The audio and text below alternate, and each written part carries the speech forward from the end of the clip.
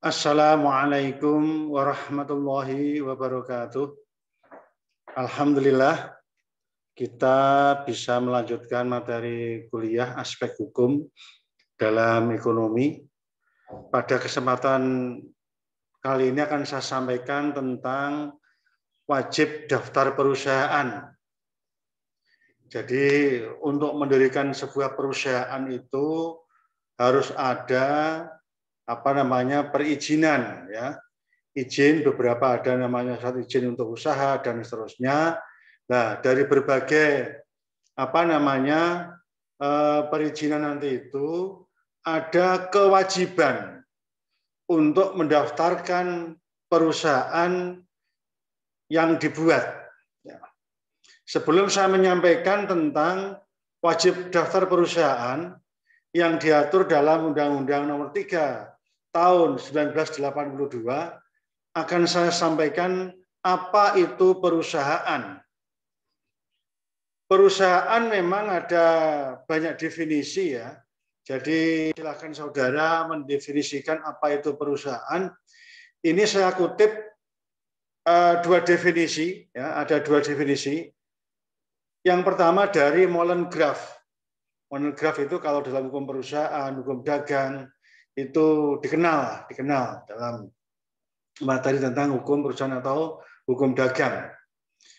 Molengraaf mendefinisikan bahwa perusahaan adalah keseluruhan perbuatan yang dilakukan secara terus-menerus, bertindak keluar dan untuk mendapatkan penghasilan dengan cara meniagakan barang-barang, menyerahkan barang-barang, atau mengadakan perjanjian perdagangan.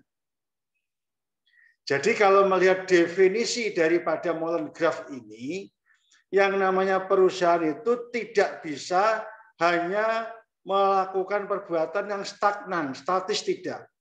Tetapi perbuatan itu adalah berkelanjutan, terus-menerus. Ya, terus-menerus. Artinya perusahaan didirikan itu untuk jangka waktu yang lama. Tidak hanya hari ini mendirikan perusahaan, besok tutup, tidak. Tidak. Nah, oleh karena perusahaan ini berjalan terus, maka Molengraaf mensyaratkan yang kedua, bertindak keluar. Artinya begini, jadi dalam perusahaan itu ada tindakan internal dalam perusahaan pengelolaan, ada kewajiban tindakan keluar. Maksudnya orang atau badan hukum itu dapat melakukan transaksi-transaksi dengan pihak ketiga. Mewakili apa? Mewakili perusahaan. Ya. Tentu dalam perusahaan ini, menurut Molengraaf itu, syarat yang berikutnya adalah mendapatkan keuntungan, mendapatkan penghasilan. Dengan cara apa? Dengan cara berdagang, jual beli, menyerahkan barang, mengadakan perjanjian, ya misalnya. Ya, tidak hanya itu saja, artinya, ya kan, proses transaksi ini terjadi antara perusahaan yang diwakili oleh pihak pengusaha, ya, dengan pihak ketiga. Nah, ini definisi daripada Molengraaf. Ada definisi yang kedua, ini saya kutip dari Undang-Undang Nomor 3 Tahun 82. Ya, artinya kalau hukum itu kan ada pedoman, ada patokannya yang dijadikan sebagai dasar. Ya, yang namanya perusahaan menurut undang-undang ini, perusahaan adalah setiap bentuk usaha yang menjalankan setiap jenis usaha yang bersifat tetap dan terus-menerus. Nah, ini beda. Dan yang didirikan, bekerja, serta berkedudukan dalam wilayah negara kesatuan Republik Indonesia untuk tujuan memperoleh keuntungan atau laba. Termasuk juga perusahaan-perusahaan yang dimiliki atau bernaung di bawah lembaga-lembaga sosial, yayasan misalnya, koperasi misalnya. Sama ketika yayasan atau koperasi itu memiliki sebuah usaha yang mencari keuntungan, maksud saya yayasan apa begitu, dia punya perusahaan, ya wajib juga masuk kategori perusahaan. Yayasan itu kan non-profit oriented, yang saya sampaikan. Koperasi itu kan untuk mencari kesejahteraan anggota. Tetapi ketika yayasan dan koperasi itu memiliki perusahaan, kan ada juga koperasi itu punya bank, perbankan, punya perusahaan percetakan. Demikian juga dalam sebuah yayasan sama. Dia dalam yayasan tadi itu bisa dalam rangka untuk menghidupi yayasan itu dia punya perusahaan. Nah, perusahaan inilah yang nanti itu masuk kategori perusahaan yang ada kewajiban untuk didaftarkan. Nah, menurut definisi undang-undang ini yang namanya perusahaan itu tidak hanya bersifat terus-menerus, tetapi juga bersifat tetap. Selama itu didirikan, bekerja, dan berkedudukan di negara RI, maka ia masuk kategori perusahaan dalam lingkup undang-undang ini. Tentu yang namanya perusahaan itu adalah profit oriented, mencari keuntungan, ya, mencari keuntungan. Nah, pertanyaannya sekarang, mengapa perusahaan-perusahaan itu, ya kan, ada kewajiban pendaftaran? Apa arti pentingnya perusahaan itu? Ini sebenarnya saya kutip dari Prof. Persiki Hartono. Jadi arti penting perusahaan, ya kan, itu ada buku, ya, hukum perusahaan, ada hukum perusahaan. Itu saya kutip di sini, ya. Jadi beliau menyampaikan bahwa arti penting perusahaan itu ada 4 setidaknya. Yang pertama adalah berhubungan dengan keberadaan atau eksistensi perusahaan di dalam masyarakat merupakan sesuatu yang mutlak karena sifat ketergantungan antara keduanya sangat besar. Kalau melihat definisi tadi, ya kan, dari Molengraf, kemudian Undang-Undang 3 tahun 82, ya kan, nampak bahwa yang namanya perusahaan dan masyarakat itu saling ketergantungan. Maksudnya, kalau perusahaan kan bisa produsen, bisa jasa, ya kan, artinya masyarakat itu tidak bisa melakukan kegiatan, tidak dapat memenuhi kebutuhan hidupnya tanpa ada perusahaan. Perusahaan tidak bisa berjalan jika tidak ada konsumen. Kan akhirnya kembali ke masyarakat lagi. Jadi ini mutlak. Contoh misalnya perusahaan dalam perusahaan jasa misalnya. Biro jasa, kemudian perusahaan dagang, industri, dan ada banyak nanti itu. Jadi itu mereka akan mutlak saling bergantung. Jadi masyarakat membutuhkan perusahaan, perusahaan membutuhkan masyarakat. Tergantung nanti saya mengartikan perusahaan tadi, ya tadi saya kalau mau konkretnya bisa perorangan, perusahaan perorangan, bisa CV, bisa PT, bisa firma dan seterusnya. Ya. Jadi bisa berbentuk usaha dagang dan seterusnya. Artinya apa? Artinya memaknai perusahaan itu jangan kemudian berupa PT, tidak harus PT. Perusahaan perorangan usaha juga termasuk bidang perusahaan, cuma namanya usaha dagang, usaha perorangan. Jadi biar tidak salah, tidak miss ya. Jadi yang namanya perusahaan itu adalah semua aktivitas tadi yang saya jelaskan di atas tadi itu, ya. Yang kedua, posisi perusahaan di dalam kegiatan ekonomi makro secara garis besar, baik lokal, nasional maupun internasional, ya kan, akan mempunyai posisi sentral. Maksudnya begini, ketika ada sebuah perusahaan, ya, ada perusahaan, maka kegiatan ekonomi akan tersentral ke sana, otomatis itu, otomatis akan ke sana. Karena pasti di dalam perusahaan itu nanti ada kegiatan bisnis, kegiatan jual beli, kegiatan transaksi-transaksi lah kira-kira begitu, atau transaksi antara penjual pembeli, antara pengusaha dengan masyarakat, dia berposisi sentral. Artinya kegiatan-kegiatan itu akan berfokus kepada posisi perusahaan itu sendiri. Ya, jadi dalam kegiatan ekonomi dia akan menjadi sentral. Saya contohkan beginilah. Ini baik makro, lokal, internasional sama. Dulu di IAIN Kudus, ya, atau di perusahaan Jarum itu, di PT Jarum atau di perusahaan apapun namanya. Ketika ada perusahaan di situ berdiri, meskipun dulunya itu lahan kosong, maka akan lambat laun karena ada kegiatan usaha, maka nanti akan mengelilingi di dalam kegiatan itu. Di situ nanti mungkin ada pasar, ada orang jualan, ada orang transaksi, ada perumahan di sekitar itu. Ya, kalau saya menjelaskan lebih mudahnya, dulu pengalaman saya ketika pertama masuk di IAIN Kudus itu masih kosong lahannya. IAIN itu hanya satu gedung gitu, yang gedung barat itu, ya kan? Tahun 98 itu masih kosong. Ya.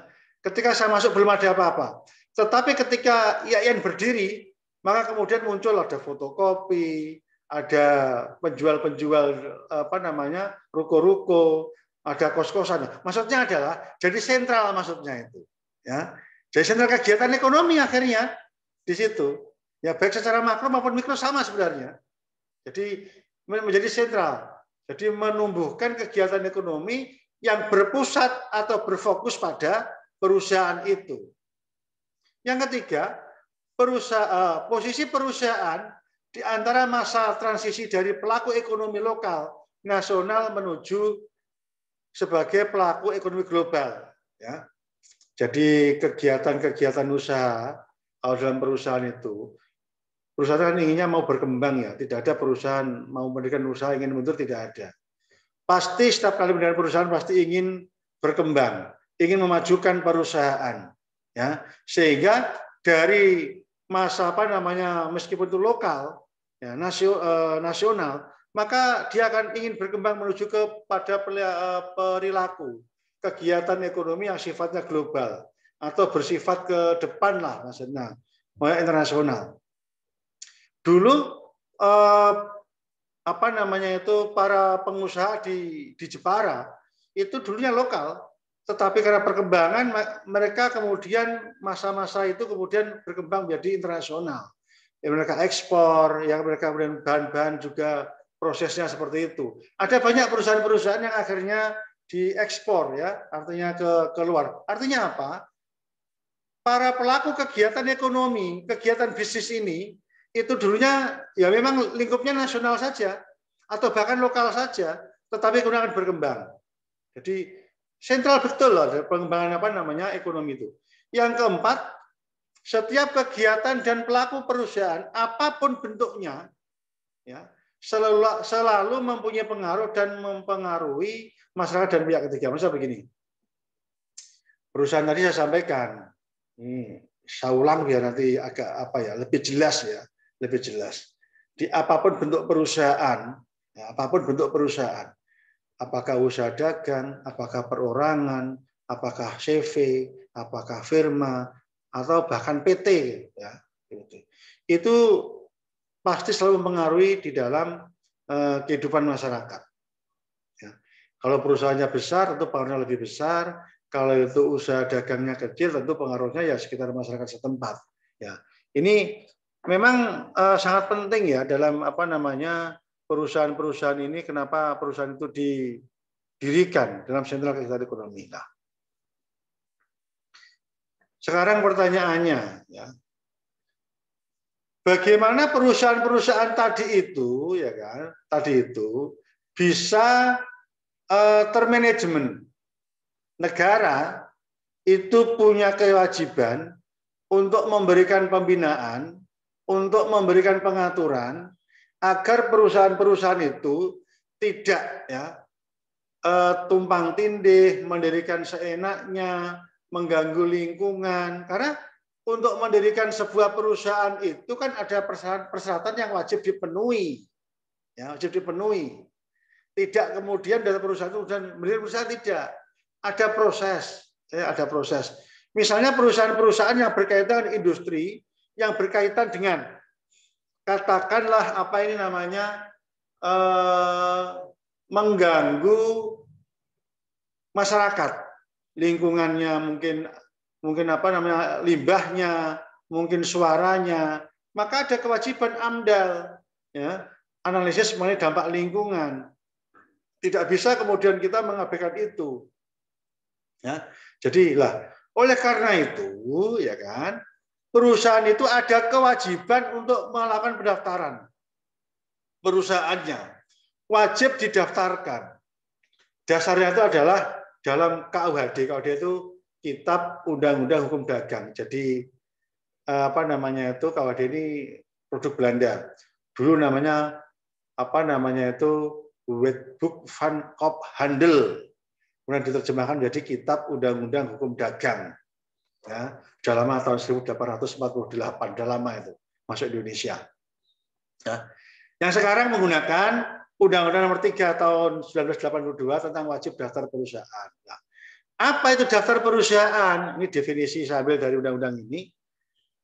Daftar perusahaan adalah daftar catatan resmi yang diadakan menurut atau berdasarkan ketentuan undang-undang ini dan atau peraturan-peraturan pelaksanaannya dan memuat hal-hal yang wajib didaftarkan oleh setiap perusahaan serta disahkan oleh pejabat yang berwenang di kantor pendaftaran perusahaan.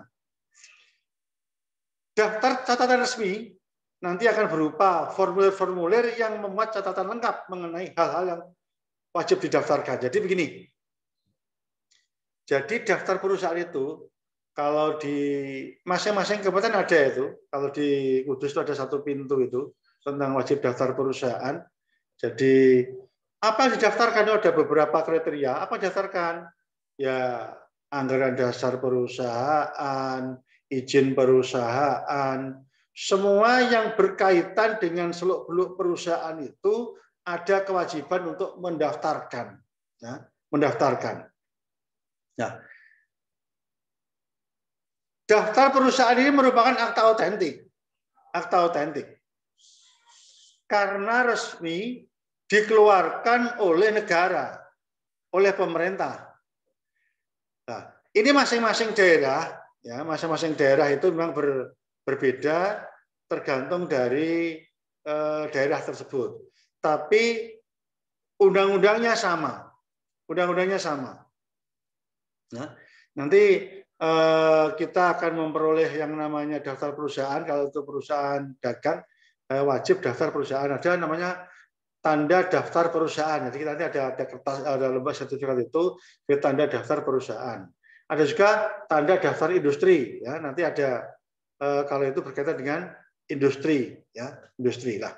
Ini kewajiban dari apa namanya wajib daftar perusahaan. Nah, tadi saya sampaikan sebenarnya di dalam wajib daftar perusahaan itu sebelum adanya Undang-Undang Nomor 3 Tahun 82 di Indonesia juga sudah ada pendaftaran perusahaan, yaitu adalah menggunakan yang namanya KUHD, yaitu dalam pasal 23. Di pertama kali diatur dalam Kitab Undang-Undang Hukum Dagang. Pada pasal 23 menyatakan begini, para pesero firma diwajibkan mendaftarkan akta itu dalam registrasi yang disediakan untuk itu pada kepanitraan Raad van Justitie di daerah hukum setempat. Ini pengadilan maksudnya, ya, pengadilan negeri. Kemudian pada pasal 38 para pesero diwajibkan untuk mendaftarkan akta itu dan keseluruhan beserta izin-izin yang diperoleh dalam register yang diadakan untuk itu pada Panitera Raad van Justitie dari daerah hukum kedudukan perseroan itu dan mengumumkan dalam surat kabar resmi. Nah begini, jadi dulu pendaftaran perusahaan itu di pengadilan. Dulu gini, di pengadilan itu ada yang namanya Landrat dulu. Landrat itu pengadilan untuk pribumi. ada pengadilan namanya Raad van Justitie, itu pengadilan negeri, ya, itu untuk orang-orang Eropa, ya, orang-orang Eropa dulu ya, ini ya sejarah aja. Kemudian namanya Hoogstraat, itu di Mahkamah Agung. Lah, pendaftaran ini di pengadilan waktu dulu itu. Jadi kalau sudah punya perusahaan apapun namanya, ya, kalau itu sudah ada akta pakai notaris, nanti dicek itu di pengadilan pasti ada nama perusahaan itu, pasti ada. Ya. Nah, cuma sekarang ini pendaftaran itu dikelola oleh pemerintah. Kalau di Kudus itu ada satu pintu tentang wajib daftar perusahaan. Itu diumumkan. Kenapa kalau diumumkan? Agar pihak ketiga mengetahui bahwa ini adalah perusahaan resmi, tidak abal-abal. Karena ada banyak sekali itu perusahaan akhirnya ditutup karena apa? Abal-abal, tidak berizin, tidak tidak mendaftarkan perusahaannya, ya, perusahaannya. Ini justru memberikan perlindungan sebenarnya. Nah, ini dasar hukumnya, kenapa ada wajib daftar perusahaan yang sekarang, ya, maksudnya dalam pasal 5 ayat 1 Undang-Undang wajib daftar perusahaan, bahwa setiap perusahaan wajib didaftarkan, ya, di kantor pendaftaran perusahaan. Kalau di Kudus itu kantor perdagangan. Di tempat lain mungkin berbeda lagi, tergantung karena ini otonomi, ya, jadi berbeda. Itu peraturan pelaksanaannya. Jadi ada keputusan Menperindak, Menteri Perindustrian dan Perdagangan nomor 12 MPP Cap 98 yang diubah kemudian dengan nomor 327 MPP Cap /799 tentang penyelenggaraan wajib daftar perusahaan, dan peraturan Menteri Perdagangan nomor 37 MDAK per /9 tahun 2007. Nah, maksudnya begini. Jadi Undang-Undang 3 tahun 82 itu sifatnya hanya mengatur pedoman secara umum. Teknisnya itu menggunakan yang namanya keputusan menteri sebagai peraturan pelaksanaan daripada undang-undang. Ya, ya. Tujuannya adalah agar secara teknis nanti itu, ya kan, itu dapat dilaksanakan. Karena kalau undang-undang itu hanya mengatur secara umum norma-normanya, tapi teknis pendaftarannya, ya, teknis pendaftarannya itu diatur oleh yang namanya keputusan menteri, ya, menteri. Ya, jadi di dalam ini berdasar pertimbangan perlu diadakan penyempurnaan guna kelancaran peningkatan kualitas pelayanan perusahaan, pemberian informasi, promosi, ya, dan seterusnya, dan seterusnya. Maksudnya adalah ini adalah dalam rangka, ya kan, agar setiap perusahaan itu punya tanggung jawab, ya, punya tanggung jawab untuk mendaftarkan perusahaannya. Nah, ini tujuannya. Kenapa kok ada wajib daftar perusahaan? Yang pertama adalah mencatat bahan-bahan keterangan yang dibuat secara benar dari suatu perusahaan dan merupakan sumber informasi resmi untuk semua pihak yang berkepentingan mengenai identitas perusahaan, data perusahaan, keterangan-keterangan lain, serta tentang perusahaan yang tercantum dalam daftar perusahaan. Maksudnya begini, sekarang itu kan ada banyak perusahaan-perusahaan yang tidak terdaftar, dalam tanda kutip abal-abal. Sehingga ketika nanti perusahaan ini katakanlah mengalami kepailitan, bangkrut, atau orangnya lari, tidak ada perlindungan hukum kepada masyarakat. Nah, undang-undang ini adalah dalam rangka supaya masyarakat itu bisa mengetahui tentang ini perusahaan apa, misalnya PT Maju Terus atau CV Sejahtera atau Usaha Dagang Jaya misalnya. Nah, ini orang yang kalau ini didaftarkan orang akan mengetahui, ya kan? Artinya kredibilitas perusahaan akan mengetahui, sehingga kalau ada pihak ketiga akan bekerja sama dengan perusahaan tadi jelas. Apalagi sekarang di era digital sekarang ini kan banyak sekali perusahaan-perusahaan itu asal PT apa ternyata dia tidak terdaftar. Nah, ini yang kemudian seringkali dia kemudian ketika ada sesuatu hal, ya satu hal yang berkaitan dengan perusahaan tadi, orang yang lari dan sebagainya, penipuan dan sebagainya, baru muncul. Maka cek saja, kalau ingin berbisnis itu cek saja, apakah perusahaan ini terdaftar apa tidak. Karena dua hal yang berbeda loh ya. Proses mendirikan perusahaan dan proses pendaftaran perusahaan, ini harus diingat ini. Kalau proses pendirian perusahaan itu kita datang ke notaris, memenuhi persyaratan tertentu, selesai sudah berdiri PT. Ya. Nah, setelah menjadi perusahaan, maka masih didaftarkan lagi. Namanya wajib daftar perusahaan. Ini dalam rangka supaya negara bisa memantau, pihak ketiga bisa memantau tentang perkembangan perusahaan.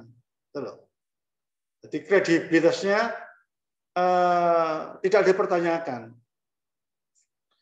Tujuan yang kedua justru terlindunginya perusahaan-perusahaan yang menjalankan usaha secara jujur dan terbuka.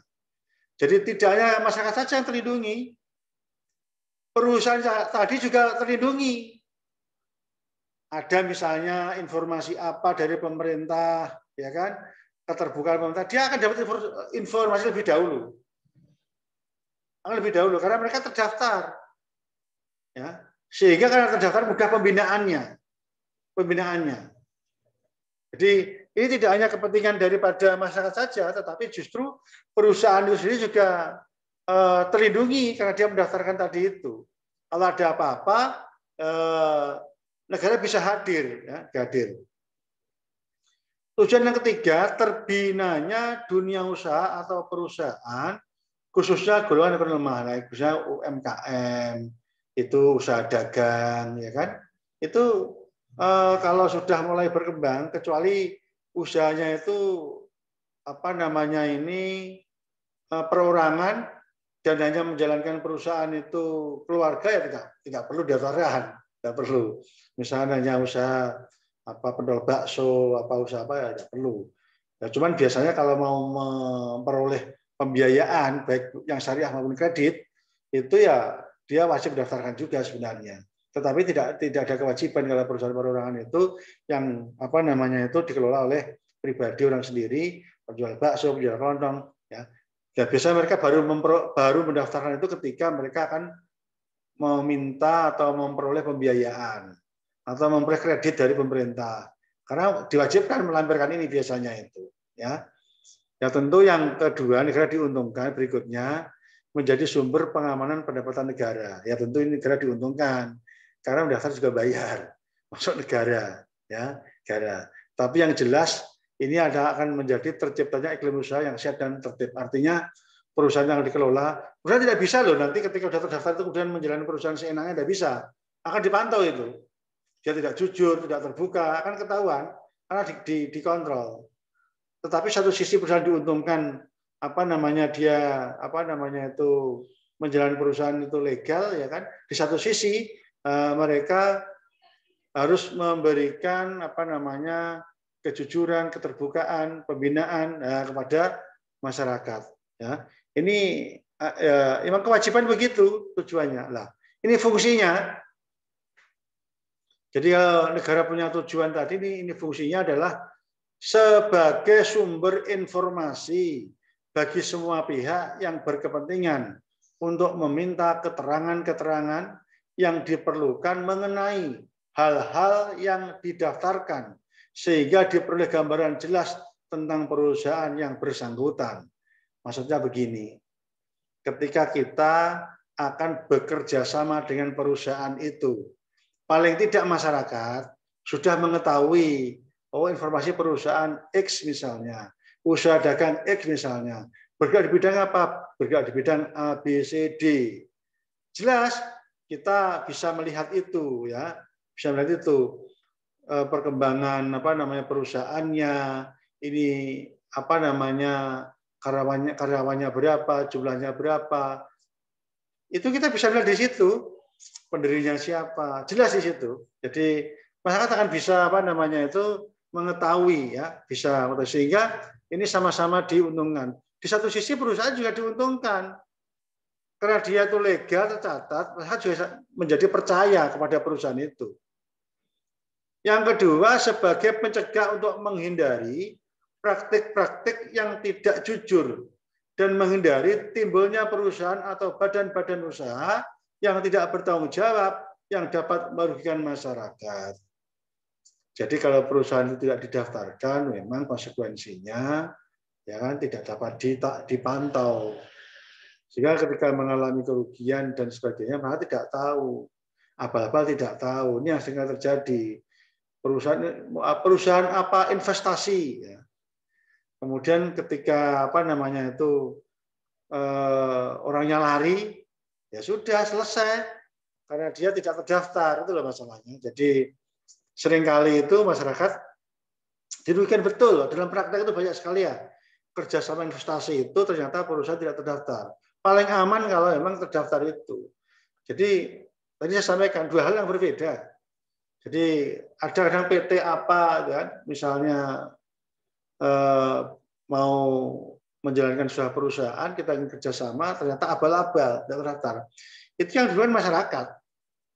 Rugi dia, karena memang dia tidak apa namanya itu tidak bisa melihat perkembangan perusahaan, ya kan? Kemudian dia orangnya lari, ya sudah. Ya paling kalau dalam pidana sih, mungkin dia penipuan atau penggelapan masuk penjara selesai. Lawan kita kan sudah habis kita. Investasi, uang tidak kembali, siapa tanggung jawab? Karena dipantau tadi itu. Itu ada banyak kasus lah, nanti setelah rame-rame baru nanti lapor kepada polisi, Pak saya ditipu, perusahaan ini ternyata tidak jujur, ya. Itu banyak sekali. Nah ini yang harus dipahami masyarakat. Kemudian yang ketiga, sebagai alat untuk mendidik pengusaha agar dalam segala hal tindakan menjalankan usahanya bersifat jujur dan terbuka. Karena keterangan yang diberikan sesuai dengan keadaan yang sebenarnya. Jadi ini tanggung jawab karena dia harus membuat laporan. Jadi tidak bisa kemudian seenaknya ya perusahaan tadi ini lingkupnya.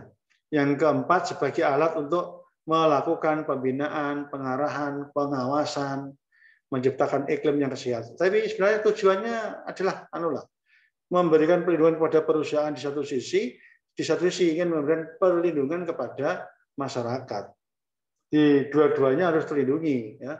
Nanti ada materi nanti tentang undang-undang perlindungan konsumen. Ini nanti berkaitan. Tetapi nanti akan saya jelaskan tersendiri ya, hal yang berbeda. Nah, ini ruang lingkup objek data perusahaan. Jadi apa yang wajib didaftarkan? Ini ada beberapa, ini silakan dipahami. Yang pertama, semua perusahaan yang dibentuk berdasarkan perundangan di Indonesia. Maksudnya begini, kalau perusahaan tadi dibentuk menurut undang-undang tentang perusahaan di Indonesia, maka wajib didaftarkan. Misalnya tentang CV, ya duduk pada KUHD, bisa didaftarkan. Ada lagi PT, ya Undang-Undang Nomor 40 Tahun 2007 wajib didaftarkan. Artinya semua perusahaan selama dia dibentuk dan didirikan berdasarkan undang-undang di Indonesia, maka dia wajib didaftarkan, wajib daftar perusahaan, wajib itu. Ya. Kemudian berkedudukan di Indonesia, ya. Jadi dia perusahaan tadi berkedudukan di Indonesia. Karena ada juga perusahaan di Indonesia kedudukannya di tempat lain, bisa jadi. Tapi ada berkedudukan di Indonesia. Jadi selama dia di Indonesia kena, kemudian berkedudukan di Indonesia. Maaf. Yang ketiga termasuk perusahaan asing yang berkedudukan di Indonesia. Maksudnya begini, ada perusahaan-perusahaan yang asing, misalnya kayak Coca-Cola, ada banyaklah perusahaan-perusahaan asing. Tetapi dia punya kantor cabang di Indonesia, ya wajib daftarkan. Yang di Indonesia ya, di Indonesia wajib daftarkan. Meskipun dia cabang atau apapun namanya, ya, meskipun dia perusahaan-perusahaan asing atau pemegang sahamnya asing, tetapi dibentuk berdasarkan perusahaan-perusahaan di Indonesia, tetap dia diwajibkan untuk melakukan wajib daftar perusahaan.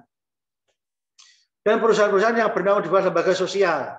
Tadi yang saya jelaskan tadi itu, ya, yayasan mempunyai CV, koperasi mempunyai PT misalnya, boleh kan? Ya, itu wajib. Ya.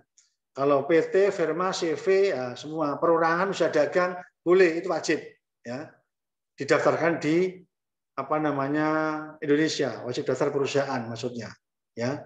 Kecuali perjan, perusahaan jawatan udah tercatat, perusahaan negara ya kan, sudah jabatan negara itu tidak ada kewajiban. Mengapa? Karena mereka otomatis ya tidak, negara itu memantau, tidak mungkin keliru. Termasuk usaha pribadi yang tadi saya jelaskan, usaha pribadi yang dijalankan sendiri untuk memenuhi kebutuhan pribadi, ini sama. Tadi perusahaan apa namanya bakso apa-apa. Tapi yang bakso yang menjadi usaha dagang bisa sama daftarkan. Tapi kalau untuk kepentingan pribadi sendiri yang bekerja juga orang-orang rumah, maksudnya anaknya, istrinya, ibunya, ya, misalkan begitu ya tidak perlu didaftarkan. Cuma tadi saya katakan, ketika mereka ingin memperoleh pembiayaan, biasanya mereka ada kewajiban. Kenapa? Harus melampirkan itu. Ini tata cara pendaftarannya. Jadi tata cara pendaftaran itu sudah diatur dalam undang-undang ini, menggunakan peraturan pelaksanaannya, ya itu di apanya? Kalau di Kudus satu atap namanya. Di tempat lain mungkin tentu berbeda. Yang jelas di kantor perdagangan. Itu mereka mengambil formulir di situ sudah apa namanya, tinggal mengisi saja tentang mengisi yang diisikan tentang pendirian perusahaan. Kemudian ya KTP tentu tahu ada KTP, KK ya jelas lah. Perusahaan. Kalau itu sudah apa namanya badan hukum ya pengurusnya ya, pengurusnya. Kalau itu tidak badan hukum misalnya ya pemiliknya ya. Tentu menambahkan identitas. Ini bayar biaya pendaftaran. Tentu biaya pendaftaran ini di masing-masing daerah berbeda, nah, berbeda. Nah, tidak banyak lah, ya, tidak banyak. Kemudian nanti setelah kita mendaftarkan kita akan memperoleh yang namanya tanda daftar perusahaan. Ya. Kemudian jangka waktunya itu 5 tahun sejak pengesahan. Setelah 5 tahun dia wajib mendaftarkan ulang. Ya. Saya pernah melakukan penelitian dalam pendaftaran ini, rata-rata perusahaan itu setelah 5 tahun jarang daftar ulang. Jadi 5 tahun berlaku hanya untuk memperoleh pembiayaan kredit dan sebagainya. Setelah itu tidak daftar lagi. Saya pernah melakukan penelitian itu dulu di Kudus. Kudus itu tentang wajib daftar perusahaan. Tapi rata-rata itu mereka tidak melakukan daftar ulang rata-rata. Ya demikian yang perlu saya sampaikan. Semoga apa namanya ini bisa bermanfaat ya, bermanfaat bagi saudara. Terima kasih. Wassalamualaikum warahmatullahi wabarakatuh.